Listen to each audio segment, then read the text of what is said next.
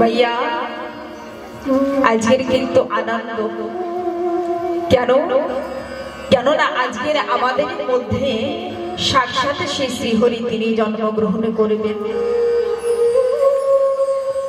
আজকে আমাদের প্রত্যেকের জীবনে আমরা সেই ঠাকুরকে পাবো। আজকের সকলে মনে প্রাণে দিয়ে আমার গোবিন্দকে আজকের নিজের সন্তানের রূপে, নিজের বন্ধু রূপে, নিজের মাতা পিতা রূপে, সন্তানের রূপে আমার ঠাকুরই কি বলেছেন জানেন? যে জগতের মানব আমার সঙ্গে যদি কোনো বন্ধুত্ব না করে, আমার সঙ্গে যদি কোনো আত্মীয়, আমার সঙ্গে রিলেশন যাকে বলে একটা সম্বন্ধ ঠাকুরের সঙ্গে করতে হবে কি যার যেমন ভাব।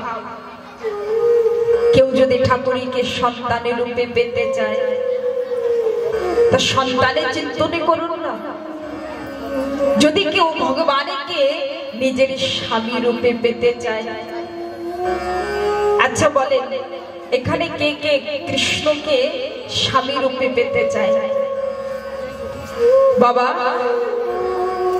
কৃষ্ণকে স্বামী রূপে কে পেতে চান?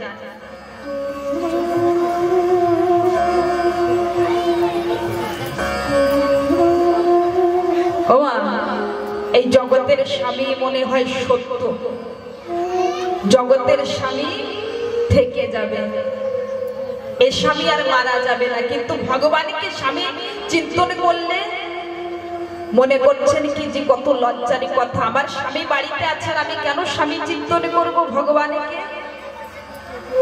আচ্ছা বাবারা বলুন, কৃষ্ণকে স্বামী রূপে কে পেতে চায়? বাবা কৃষ্ণকে স্বামী রূপে কে পেতে চান?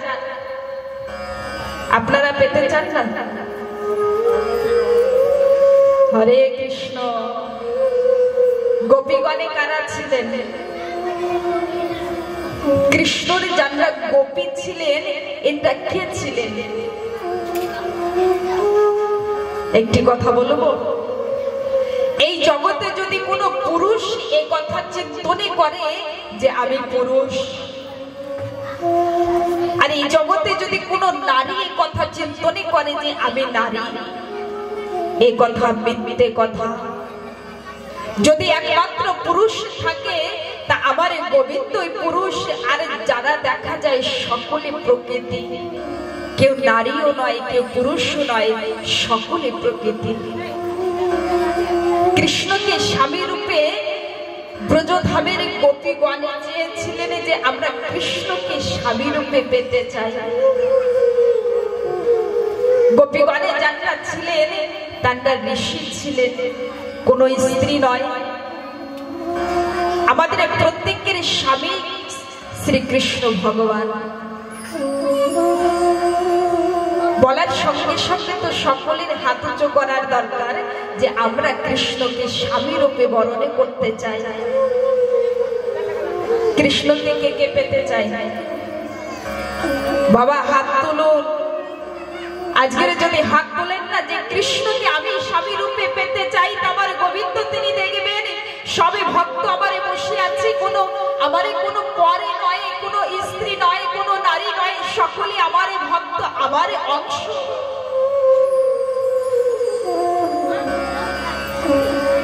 ভক্তি আনতে হবে। ঠাকুরকে পেতে হলে পাগল হতে হবে। যত সময় না পাগল হবে তত সময় গোবিন্দর চরণে পাবেন। বারে বারে জন্ম মৃত্যুর চক্রের ভিতরে পড়তে হবে, বারে বারে জন্ম গ্রহণ করতে হবে, কষ্ট জ্বালা যন্ত্রণা ভোগ করতে হবে। এই সুন্দর মানবে দেহ পেয়েছে মা, এই সুন্দর দুর্লভে মানবে জন্মে কোনো পশু পক্ষী কৃষ্ণ নামে করতে পারে না। দুই হাতে নেই তাদের কাছে যে কৃষ্ণ কৃষ্ণ বলে ডাকবে। পশু পক্ষী তরুলতা সকলে কাঁদতে থাকে আর গোবিন্দকে বলে হে দয়াময় আমাকে মানুষ কুলে জন্ম দাও।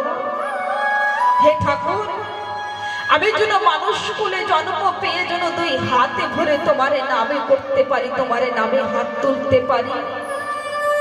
হে দয়াময়, আমাকে মানবে কুলে জন্ম দাও, মুখস্থল দিয়ে যেন তোমারে নামে গুণাগুণ করতে পারি, তোমার জন্য যেন পাগল হতে পারি। পশু পক্ষীও কান্না করছে, কিন্তু আমরা মানবে হয়ে এই কথা বুঝতেই চাই না যে ঠাকুরই কি। বারবার এই জন্ম মৃত্যুর চক্করের ভিতরে পড়ে আছে। কোন দিন কোন সময় কৃষ্ণ কৃষ্ণ বলে কাঁদবে, কোন সময় কৃষ্ণকে আপনি করবে। এই জগতের মানবে কেউ আপনে নয়, এই জগতের কোন মানবে আপনে নয়। আপনে যদি থাকে একমাত্র আমার প্রাণ গোবিন্দ। এই কৃষ্ণ কৃষ্ণ নামে ভেনো যদি মুক্তি পেতে হয়, ঠাকুরের চরণে পেতে হয়, এই মধুমাখা কৃষ্ণ নাম, এই মধুমাখা কৃষ্ণ নামে করতে হবে। আমার গৌর হরি তিনি কৃষ্ণ নামে নিয়ে আসছে। একবারে প্রেমমোহী রাধারানী তিনি যমুনার কোলে বসে কান্না করছে।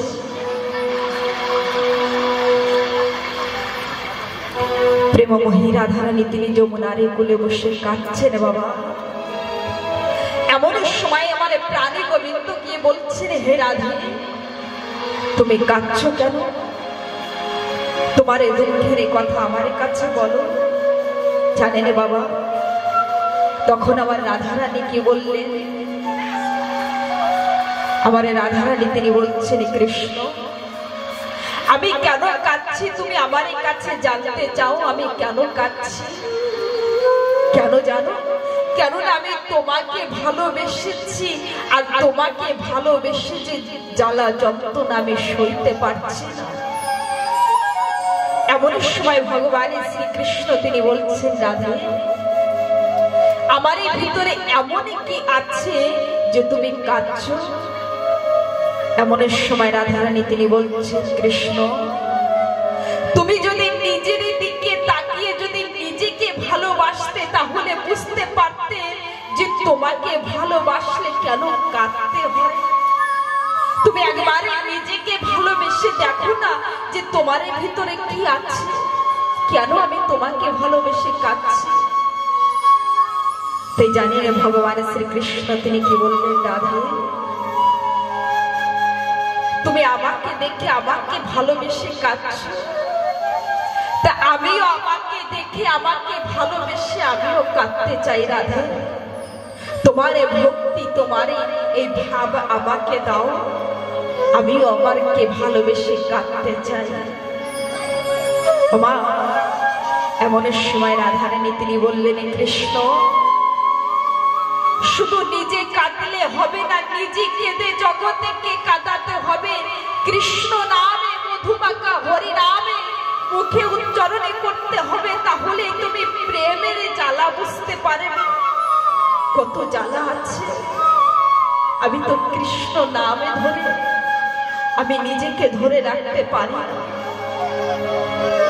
জানি।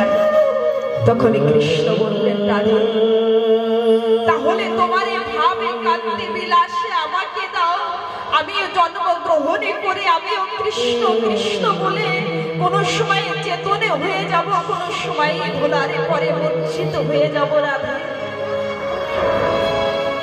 তাই আমার গৌরাঙ্গ মহাপ্রভু গিয়েছিলেন রাধা রানীর ভাবে কাঁদতে বিলাসে আমার গৌরাঙ্গ মহাপ্রভু তিনি নিয়েছেন। ভগবানের শ্রীকৃষ্ণ তিনি কলিযুগে নবদ্বীপে সতী মায়ের আঙিনায় নেমে তলারে ঘাটে আমার শ্রীকৃষ্ণ ভগবান তিনি গৌর রূপে ধারণ করেছে। কিন্তু জানেন, আজকের ঠাকুরের শ্রীকৃষ্ণ যে সময় না গৌর রূপে ধারণ করলেন, সে সময় আমার ঠাকুরে তিনি নিজেকে নিজে দেখে আমার ঠাকুরের নিজের নামে নিজে কেটেছে, নিজের মধুমাখা কৃষ্ণ নামে নিজে ঠাকুরের তিনি মুখে উচ্চারণ করেছে। আমার ঠাকুরের তিনি নিত্যানন্দ প্রভুকে কৃষ্ণ নামে প্রচার করতে বলেছিলেন। আজকের হরি নামে দিয়ে জদাই বাদাই দস্যুকে পরিবর্তন করেছিলেন, তাদের হৃদয়তে হরি নামের সেই আগুনে ধরিয়েছিলেন সেই ব্যাকুলতা। গৌরাঙ্গ মহাপ্রভু তিনি বললেন যে মারে খেয়ে কষ্ট পেয়ে হরি নামে প্রচার করো এই নবদ্বীপের মাঝে। এই কলিযুগের মানবে যদি মুক্তি পেতে চায়, যদি আমার এই চরণে পেতে চায়, তাহলে কৃষ্ণ আশ্রিত কৃষ্ণ নামে করতে হবে, ব্যাকুলতা আনতে হবে, ঠাকুরের কর্মের জন্য আগে যেতে হবে। এই সংসারের দুঃখ জ্বালা কষ্ট থেকে যদি মানবে মুক্তি পেতে চায়, মধুমাখা কৃষ্ণ নাম। অনেকে কথা বলেন না যে বাড়িতে অনেক কাজ আছে, ঠাকুরের নামে কর্ম সময় কোথায়? যদি কর্ম না করি তাহলে টাকা কোথায় থেকে আসবে? ঠাকুর শ্রীকৃষ্ণ তিনি কি বললেন বাবা, সংসারে থেকে হাতে কর্ম করতে হবে, মুখে শুধু কৃষ্ণ নাম। হাতে দিয়ে কর্ম করছেন শরীরে সংসারের জন্য দিয়ে দেন, কিন্তু মনেকে শ্রী গোবিন্দর চরণে দিতে হবে। বাড়িতে ঝাড়ু দিতে থাকেন না, কৃষ্ণ কৃষ্ণ নামে করে দেন না, দেখি সময় কোথার থেকে পান না, কিন্তু কি বলবে সময় নাই আমার কাছে। হাতে দিয়ে রুটি তৈরি করছেন, মুখে দিয়ে কি রুটি তৈরি করছে না? হাতে রুটি করছেন, মুখে দিয়ে তো রাধে রাধে কৃষ্ণ কৃষ্ণ নাম বলে। দেখেন আমার এই গোবিন্দর আমার রাধা রানীর কৃপা পারে কিনা। বাবা হাতে কর্ম আছে, কোনো কাজে আছেন, দোকানে আছেন, যেখানেই থাকেন না কেন, এই হৃদয়ে মাঝে কৃষ্ণ কৃষ্ণ নামে করতে হবে। কণ্ঠে তুলসী মালা ধারণে করতে হবে। যদি বলেন যে কণ্ঠে তুলসী মালা ধারণে করতে পারবে না, আমি এখানে দেখি নাই, অনেক কমে দেখা যাচ্ছে যে কণ্ঠে তুলসী মালা ধারণে করেছে। কেন, কিসের জন্য এই তুলসী মালা ধারণে করছেন না? একজনে এসে বলছেন দেবীজি যদি তুলসী মালা ধারণে করি তাহলে নাকি পাপ হবে। আমি বললাম কেন, তুলসী মালা ধারণে করলে পাপে কিসে? জানেন কি বললেন, যে তুলসী মালা ওই মানবী ধারণে করতে পারবে যে মানবে একজনকে হরি নামের দীক্ষা দিয়াতে পারবে। কোন গুরুর কাছে থেকে যদি বলে দেয় তুই হরি দীক্ষা নিয়ে নে এখান থেকে, সেই মানব তুলসী মালা গলায় ধারণে করতে পারবে। এই কথা কে বলেছে? আপনাদের এই কথা কে বলেছে যে যদি কাউকে দিয়ে দীক্ষা গ্রহণ করাতে পারে না কোনো গুরুর কাছে থেকে, কি এই দিদি তুই এখান থেকে দীক্ষা নিয়ে নে, তা সেই কি তুলসী মালা নেওয়ার অধিকার? এ কথা কে বলেছে? এ কথা একদম মিথ্যে কথা। একটু কঠোর কথা বলি, দেখেছেন কুকুর, দেখেছেন কোন কুকুরের গলায় বেল্ট আছে বাবা, আর কোন কুকুরের গলায় বেল্ট নেই। তা দেখবেন যে সময় ওই যে কুকুরের গলায় বেল্ট আছে না আর যার গলায় নেই, তো এই রাস্তা থেকে যে সময় যাবে না তখন দেখবেন এই মানবের ঢিল মারবে। কিন্তু কোন কুকুরের পরে ঢিল মারবে না যে কুকুরের গলায় বেল্ট আছে। কেন জানেন বাবা? কেন না এই কথাই বলবে যে এই কুকুরকে মারবি না, এই কুকুরের কোন মালিক আছে, দেখ তাকিয়ে এর গলায় বেল্ট আছে। আর ওই কুকুরকে ঢিল মারবে যার গলায় বেল্ট নাই। কেন? যার গলায় বেল্ট আছে সে পালতু কুকুর, আর যে কুকুরের গলায় বেল্ট নেই সেই কুকুর ফালতু কুকুর। আমি এই কথা বলছি না যে তুলসী মালা নিলে কুকুর হয়ে যাবে। প্রেম সুবল রাধে রাধে,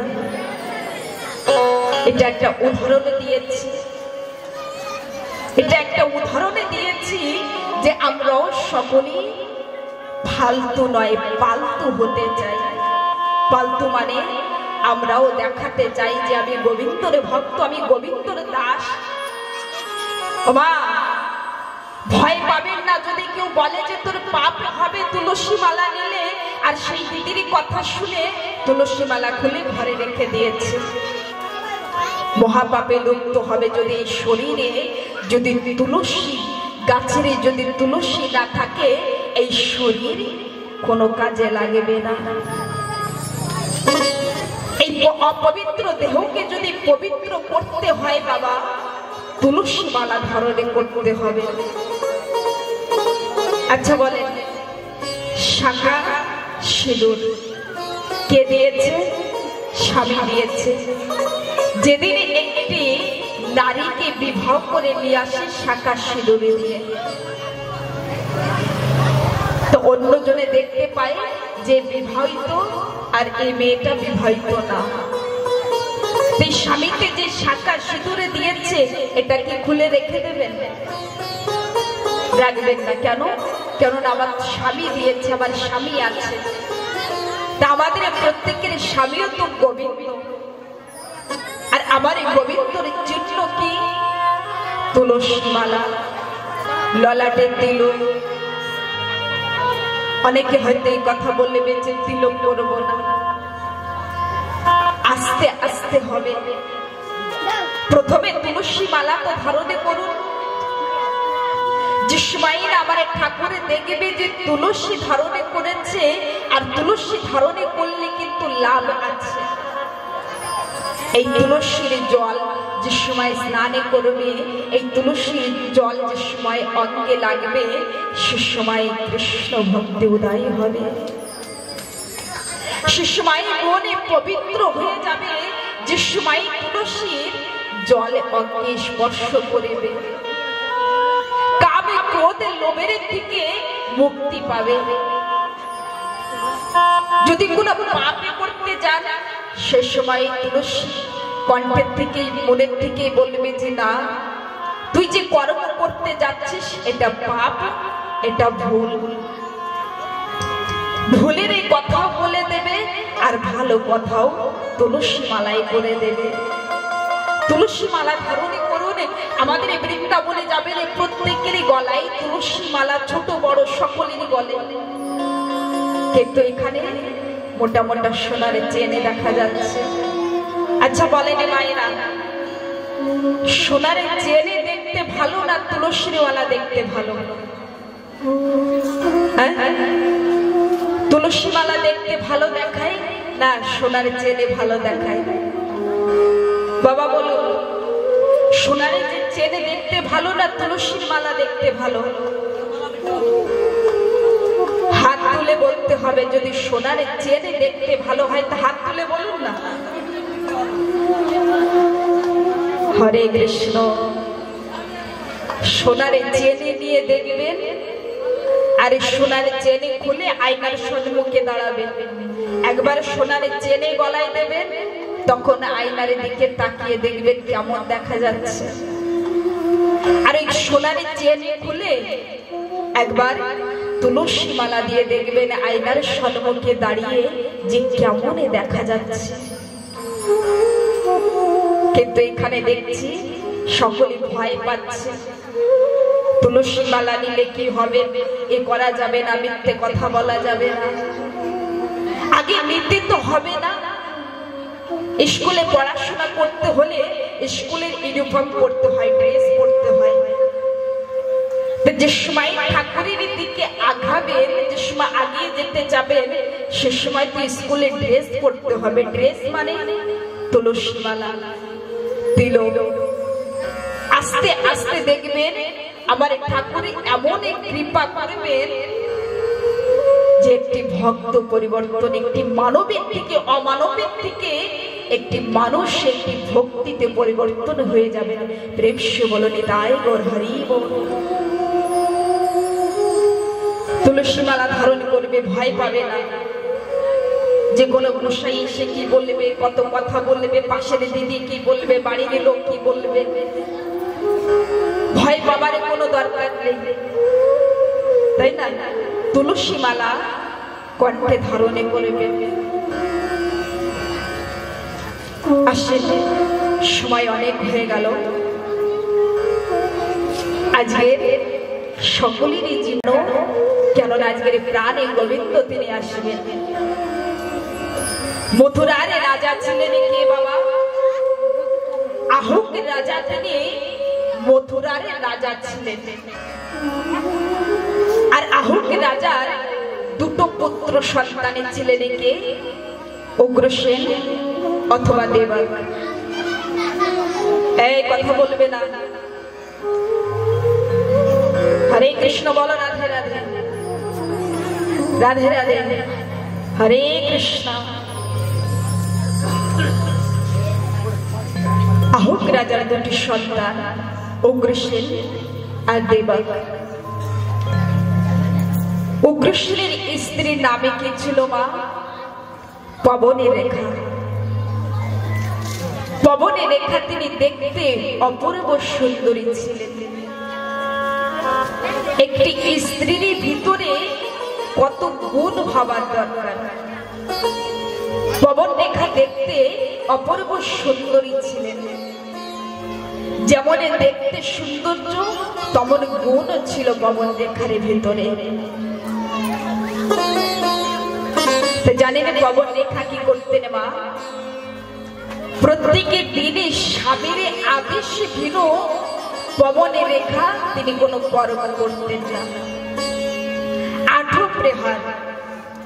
8 প্রহার পবন রেখা তিনি স্বামীর আদেশ নিয়ে সবে কর্ম করতেন। পবন রেখা তিনি সকালে বেলায় সূর্য উদয় হবার আগে বিছন থেকে উঠতেন। পবন রেখার ভিতরে সবে গুণে পরিবর্তনে ছিলেন। স্বামীর আদেশ অনুসারে একটি স্ত্রীর জীবনে যাপন করা উচিত। স্বামী যদি বলে যে এই কাজ করবে না, তা প্রাণে চলে যাক, সেই কাজ স্ত্রীর করার কোনো দরকার নেই। উগ্রসেন তিনি যে আদেশ করতেন পবন রেখা সেই আদেশ অনুসারেই চলতেন। কিন্তু এখনের কলিযুগের মায়েরা স্ত্রী অনুসারে স্বামী চলছে। স্ত্রী যে কথাই বলবে সেই কথাই শিরোধার। কেননা আমার স্ত্রী বলেছে ভাইয়া, তাই না বাবা? স্ত্রী যে কথা বলবে এই কথাই ঠিক। এখনের উল্টো চলছে কলিযুগ। মা লক্ষ্মী তিনি বসে স্বয়ং নারায়ণের চরণ সেবা করতেন। আগের দিনের মায়েরা কি করতেন? যে সময় ঘুমাতে আসবে সে সময় স্বামীর চরণ সেবা করতেন। কিন্তু এখনকার মায়েরা কি করছে? স্বামীর চরণ সেবা তো করে থাকে, স্ত্রী 2 পা গিয়ে দিচ্ছে, তাই না? রাধে রাধে তো বলনা পড়েগা, বলে জয় জয় শ্রী রাধে শ্যাম।